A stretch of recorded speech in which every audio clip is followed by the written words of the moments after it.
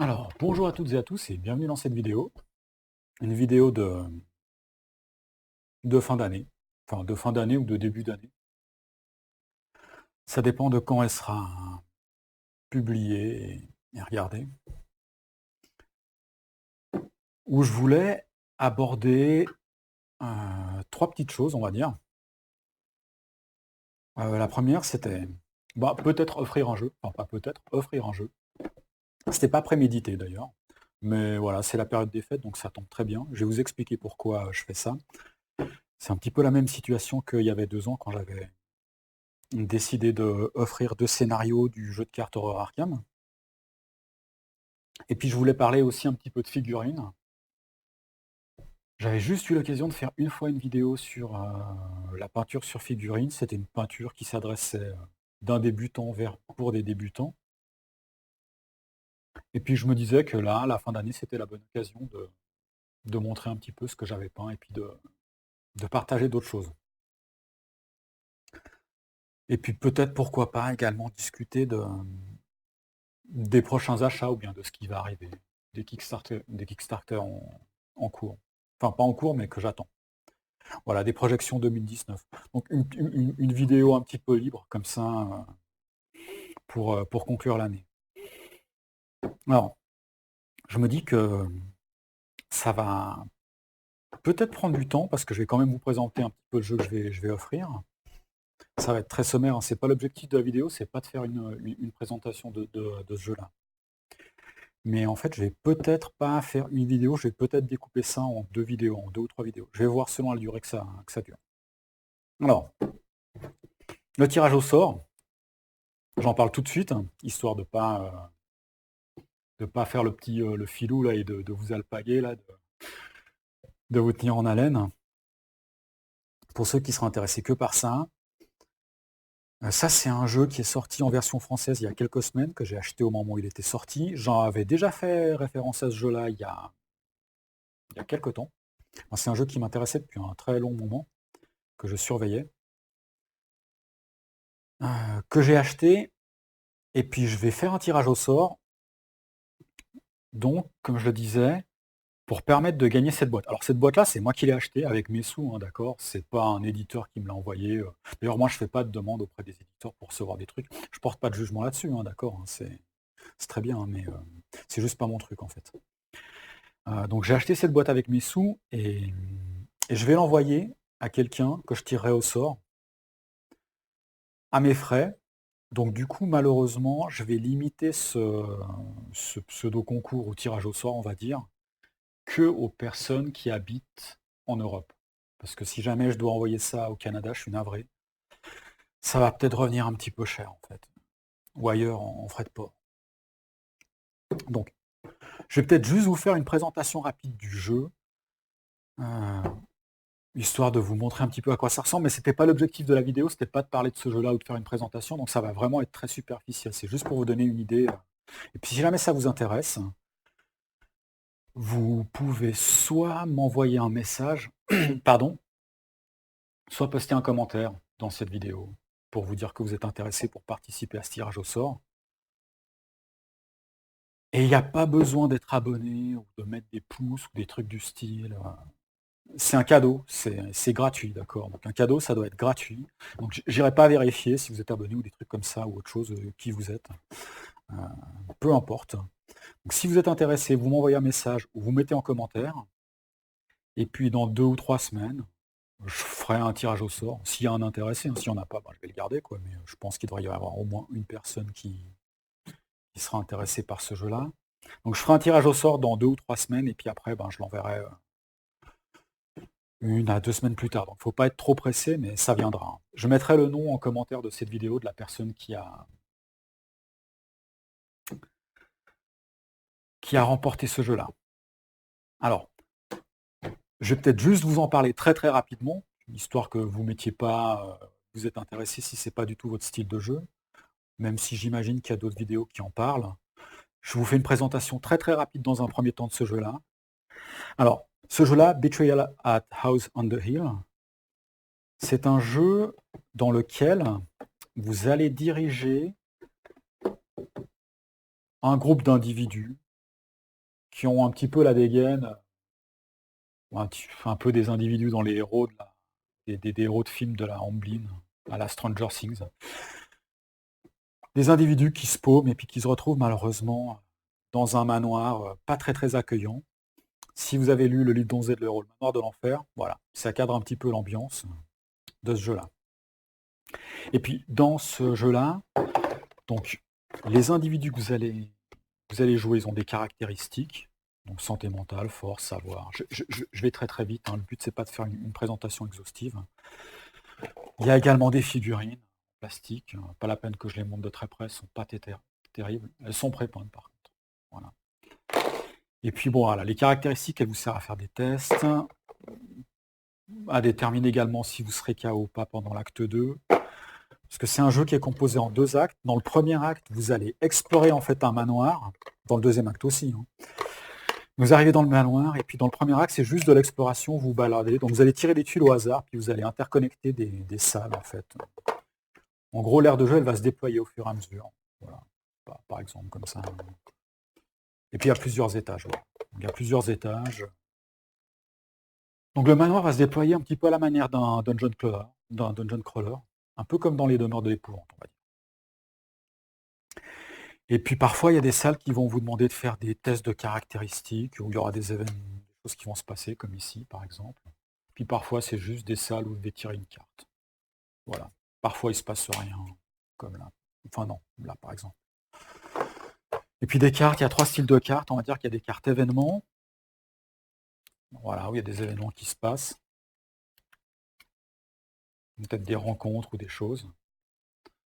Des découvertes. Passage secret. Il y a des objets, donc des objets, c'est des objets à gagner. Et puis il y a des cartes présages. Alors les présages, ça peut être plusieurs choses. On va dire que, pour vraiment résumer trivialement, ça donne un peu une notion de niveau de danger qui fait qu'à un moment, vous allez basculer entre l'acte 1 et l'acte 2.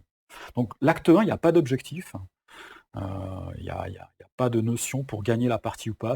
Vous vous baladez avec vos personnages, vous et vos potes avec qui vous jouez, dans le manoir, vous explorez le manoir, et puis vous allez gagner des objets, vous allez peut-être perdre un petit peu des caractéristiques ou les augmenter. En gros, c'est une phase de configuration. Ouais. C'est une phase de configuration. Il faut voir ça comme un prologue. Et puis à un moment, quand le danger sera un petit peu élevé, donc en fonction des cartes présages, vous allez basculer dans l'acte 2, puis là, il y a une hantise qu'il va falloir déterminer. En gros, c'est un scénario qu'il va falloir jouer, et puis il va falloir déterminer qui est le traître. Donc, parmi les différents joueurs, il y en a un qui va se retrouver dans le rôle du traître, et puis ça, c'est un rôle qui est déterminé de façon semi-aléatoire, c'est-à-dire qu'il y a... On va dire, vous savez pas à l'avance, mais il y a un ensemble de règles qui, en fonction à l'instant T, qui vont déterminer quel est le traître. De façon semi-aléatoire, et puis quel scénario vous devez jouer. Donc, imaginons que ce soit la hantise numéro 9. Le traître, lui, va prendre ce livre-là. Il va lire en fait tout le background de ce scénario, différents éléments le contexte, différents éléments de mise en place aussi. Et puis, il va lire ses objectifs. Et puis les survivants vont faire pareil avec ce bouquin-là. Donc ils vont prendre la hantise par exemple. Supposons que ce soit la hantise 9 qui a été choisie, d'accord. Il y en a à peu près une cinquantaine. 50, il y en a. Ils vont faire pareil. Donc chacun va avoir des objectifs. À partir de là, la partie, elle commence vraiment. Donc il y a quelqu'un qui se retrouve dans le rôle du traître qui va devoir accomplir des objectifs. Et puis les survivants vont devoir accomplir d'autres objectifs qui sont forcément un petit peu antagonistes au rôle du traître. Alors ça peut être des trucs très basiques, hein, comme aller tuer un type de survivant. Pour le traître, empêcher les survivants d'accéder à une salle. Les survivants peut-être qui vont devoir faire des choses en arrivant dans une salle, des choses comme ça. Voilà. Puis il y a également des scénarios qui sont purs coopératifs, mais on va dire que c'est pas la norme. La norme, c'est plutôt un traître, et puis le reste des survivants. Donc ça joue de 3 à 6 joueurs. L'idéal, c'est plutôt être... je pense que c'est à partir de 4. 4-5, je pense que c'est le bon nombre. Le sweet spot, je pense, pour jouer à ce jeu-là. Donc c'est un jeu, voilà, où ce qui fait le sel du jeu, c'est le fait qu'à un moment, il y a quelqu'un qui devienne le traître, et puis on ne sait pas qui. Comme dans la première phase, on s'est peut-être baladé en groupe avec quelqu'un qui va être le traître ou pas. Des fois, ça donne des situations rigolotes en fonction des objets qu'on a gagnés. Voilà, c'est un jeu d'ambiance en fait. Donc je pense que si vous allez regarder des critiques sur ce jeu-là, vous allez voir qu'il a plutôt de bonnes critiques. Pourquoi je le alors comme je vous disais, c'était pas prémédité. Pourquoi je m'en sépare de ce jeu? En fait, moi, ce jeu-là, je l'avais dans mon collimateur depuis un certain temps. Et puis j'espérais une traduction française parce que les personnes avec qui je pensais y jouer, c'est pas forcément des personnes qui maîtrisent bien l'anglais. Et puis je me disais que ça pourrait être un jeu passerelle, c'est-à-dire voilà, un jeu qui s'adresse pas à des gros joueurs, qui voilà, c'est pas un gros jeu, c'est pas non plus un jeu forcément très accessible, mais quelque chose entre les deux. Ça pourrait être un jeu passerelle pour amener des joueurs débutants ou des personnes qui sont pas forcément des core gamers vers quelque chose d'un petit peu plus touffu. Et puis j'avais fait référence à ce jeu-là quand j'avais parlé de Nemesis, c'est-à-dire que je disais que j'avais pas de jeu dans ma ludothèque où il y avait du semi-coop ou des jeux avec un traître. Je parlais de la version Legacy de ce jeu-là, puis également de Dead of Winter. Donc entre-temps, j'ai reçu Nemesis, que je trouve toujours excellent. D'ailleurs, je vais recevoir la suite, la deuxième vague, bientôt, je pense, en janvier ou février. Et puis, je le trouve excellent. Et celui-là, par rapport à Nemesis, il fait pas le poids. C'est-à-dire que si jamais je veux jouer à ce jeu-là avec des gros joueurs, je vais jouer à Nemesis. Il a quand même un avantage, celui-là, c'est qu'il est court. Il est court, il dure 1 heure, enfin, une fois qu'on connaît. C'est marqué 1 heure, pour le coup, c'est assez proche de la vérité. Une fois qu'on connaît les mécaniques, ça c'est plutôt sympa par rapport à Nemesis, qui est un gros jeu, mais voilà. Il fait pas le poids, et puis par rapport à d'autres jeux que je propose parfois à des joueurs qui sont pas des core gamers, je trouve qu'en fait, c'est pas forcément un très bon candidat comme jeu passerelle parce que comme il y a des rôles, comme il y a un rôle caché, si des gens ont pas l'habitude de jouer, je pense qu'ils peuvent être déroutés par cet aspect-là. Et puis la partie 1, enfin, l'acte 1, où il n'y a pas de but, ça peut être déconcertant pour des personnes, je pense, qui sont pas des joueurs habitués, qui sont pas des personnes qui ont l'habitude de jouer. Ça peut être peut-être même ennuyeux parce qu'ils comprennent pas très très bien ce qu'ils font là. Donc je n'étais pas convaincu qu'il s'adresserait aux, voilà, aux joueurs aux différents groupes de joueurs avec qui je joue. Soit parce qu'il fait doublon puisque j'aime et que j'aime mieux, soit dans un autre cas parce qu'il est moins adapté que d'autres jeux. En gros, il coche toutes les cases qui fait que je pourrais aimer ce jeu-là, sauf que entre-temps, j'ai pas réévalué mon besoin. En fait. Mon besoin, il évolue. Le besoin qui fait que j'achète un jeu ou pas, que j'ai envie d'un jeu ou pas, il évolue en fonction de la ludothèque et puis d'expérience sur d'autres jeux. Quoi. Et mon besoin, il a évolué entre le moment où je m'intéressais à ce jeu-là et puis maintenant. Voilà. Et puis je ne l'ai pas réévalué, donc je l'ai acheté. C'est très très rare que je fasse des erreurs en fait en achetant un jeu, parce que je benchmark beaucoup les jeux que je veux acheter. Ça m'arrive peut-être une fois ou deux par an maximum. Donc voilà, et puis je pense que j'aurais gardé ce jeu-là. Alors pour l'anecdote, ce jeu-là, à un moment, il était dans la ligne de mire des Space Cowboys, qui voulaient localiser ce jeu-là. Ils voulaient faire l'acquisition de la licence auprès de Avalon Hill. Là, finalement, c'est Wizard of the Coast qui a fait la localisation française. Et si je dis pas de bêtises, si je me rappelle bien, mais ça, c'est une information qui remonte à peut-être 1 ou 2 ans. Ouais, peut-être 2 ans, je sais plus. Ils n'avaient pas obtenu la licence parce que Avalon Hill voulait leur donner en vrac plusieurs licences. Et les Space Cowboys n'étaient pas du tout intéressés. Ils étaient intéressés que par ce jeu-là. Donc ça s'était pas fait, c'était pas intéressant commercialement, j'imagine. C'est dommage parce que, bon là, je spécule, hein, mais connaissant un peu enfin pas connaissant personnellement, mais connaissant les jeux des Space Cowboys, je pense qu'ils auraient fait un travail de réédition, ils auraient modernisé les composants, parce que c'est vrai que cette deuxième édition, en plus c'est la deuxième édition qui a été localisée, mais même la deuxième édition, elle est vieille en fait. Hein. C'est un jeu en anglais qui est sorti il y a très longtemps. Les composants, on voit que c'est très très rétro, enfin c'est très très vieillot, je veux dire. C'est pas super esthétiquement. C'est pas grave, donc franchement, ça fait le taf, hein, je vous le dis. J'aurais pas d'autres jeux, j'aurais gardé celui-là, j'y aurais joué, il n'y aurait pas de problème. Mais c'est vrai que ça aurait été les Space Cowboys, je suis presque sûr qu'ils auraient fait un travail de réédition, qu'ils auraient modernisé, amélioré un peu les composants.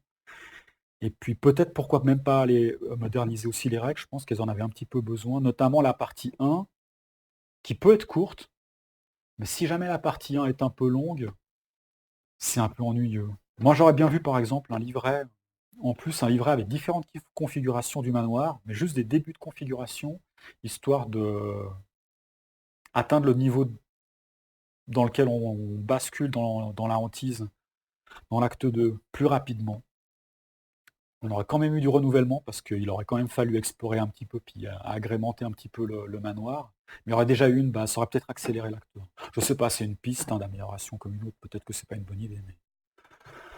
Mais voilà, pour ces raisons-là, je pense que c'est un très bon jeu, mais moi, dans ma ludothèque, je j'ai pas envie d'avoir de jeux morts. C'est-à-dire que je me restreins dans mes achats, je fais attention à mes achats, et parce que j'ai envie que les jeux y vivent. Bon, ok, peut-être que je vais pas y jouer pendant un an à un jeu, mais si je joue pas pendant un an, l'année suivante, c'est sûr que je vais y jouer. C'est vivant en fait.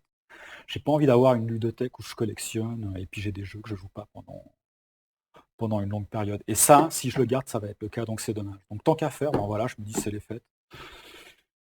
Moi, je me suis trompé sur cet achat-là, mais je pense que c'est quand même un bon jeu. Donc allez vous renseigner si jamais ce que je vous ai dit. C'est une présentation très très sommaire. Le but, c'était pas d'aller dans le détail dans cette vidéo-là. C'était vraiment plutôt de vous dire, voilà, je fais un tirage au sort. Et puis si jamais ça vous intéresse, vous me notifiez ça, soit en privé, soit vous mettez en commentaire que ce jeu-là vous intéresse. Et puis voilà, je ferai un tirage au sort. Alors, moi, avant de commencer cette vidéo-là, je pensais faire donc une grosse vidéo, j'allais parler de figurines, j'allais vous montrer des figurines qui sont derrière là. D'ailleurs, on voit des boîtes là. Ça, je vais pas vous en parler en fait. Je vais couper la vidéo, puis je vais faire ça en 2 temps. Qu'est-ce que je pourrais rajouter peut-être sur la fin de l'année? Qu'est-ce que j'attends en termes de jeux? Ouais, pour aller très très vite, parce que là, je pense que je ne m'attendais pas à être aussi long sur la présentation de ce jeu, même si je suis resté superficiel. Alors moi, j'ai Planète Apocalypse qui a du retard, mais ça, j'avais déjà dit, ça va être le déballage transpalette. C'est le jeu que j'attends le plus. Je l'attends vraiment, vraiment beaucoup. Et puis j'ai backé The Ever Rain, qui devrait toucher au but bientôt, prochainement. Là, j'ai l'impression que la production arrive à son terme. Donc le temps que... Pas la production. Pas la production, mais le design, on va dire, le design final, et puis la conception arrive à son terme. Donc la production devrait bientôt commencer. Donc The Everin, j'ai un très très bon feeling aussi sur ce jeu-là. Et puis alors il y a un jeu dans un tout autre style qui va sortir en boutique, mais que j'ai backé également. Ça va être le cas des 2 jeux que je vous ai cités, hein, qui vont également être disponibles à l'achat hors Kickstarter. Et donc le 3e jeu, c'est un puzzle game, parce que des puzzle games, vraiment des purs puzzle games, j'en ai pas, qui s'appelle Project L. Voilà, c'est où on fait des puzzles avec des bouts de pièces. Ça fait un peu penser à Tetris, les composants, mais les composants sont de super qualité. De ce que j'ai vu, moi j'ai pris la boîte de luxe. Donc voilà, même si j'ai mon style de jeu qui est plutôt ça ou des Ameritrash, moi j'aime bien de temps en temps trouver un jeu qui n'est pas dans mon style, mais où il y a des trucs qui vont m'attirer, histoire de sortir des sentiers battus, c'est rafraîchissant. Et puis j'ai pas acheté plein de jeux cette année qui me plaisaient en fait beaucoup. J'ai pas acheté plein de jeux qui me plaisaient, qui étaient peut-être même meilleurs que des jeux que j'avais, mais là ça me fait penser à En fait, il y a, une vidéo que j'ai faite et que j'ai pas postée, c'est la seule fois où c'est arrivé. C'est une vidéo que j'avais faite cet été, où je discutais un petit peu de consommation, de jeux. Alors c'était pas pour faire une analyse, hein, c'était pas du tout une analyse, c'était pas non plus pour porter un regard critique C'était pas pour comparer non plus les différents modes de consommation, Kickstarter, boutique, tout ça. Moi, de toute façon, moi je répartis entre les deux, hein, de façon assez équitable, mes achats. C'était pour vous dire un petit peu, moi, ce qui me motive à acheter un jeu ou pas. Alors, je vais pas refaire la vidéo, hein, je l'ai pas postée parce que je trouvais que ça pouvait être, ça pouvait être mal interprété, en fait. À un moment, je me suis dit, tiens, en regardant la vidéo, et je voulais pas prendre le risque. Voilà. Le but, c'était pas, comme je me suis dit, tiens, à un moment, ce que j'ai dit là, ça pourrait. Et pour le coup, c'est marrant parce que plus tard, il y a eu plusieurs débats sur différents sites qui ont été ouverts là-dessus, quoi. Donc c'était marrant, quoi. Je me suis dit, tiens, bah, j'aurais peut-être dû poster ces vidéos. Bon, voilà, non, c'est pas fait, donc. Mais tout ça pour dire que euh, c- c'est une vidéo qui était assez longue et je concluais le truc en disant que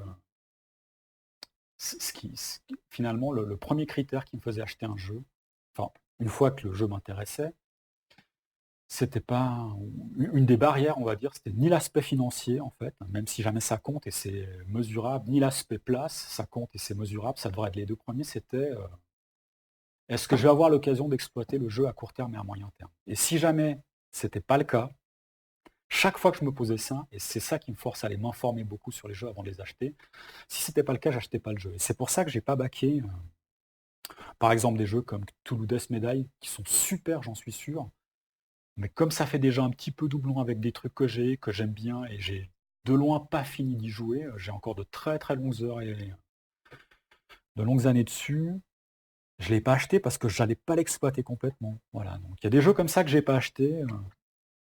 Gloomhaven, qui sort en magasin en français, hors de question de l'acheter.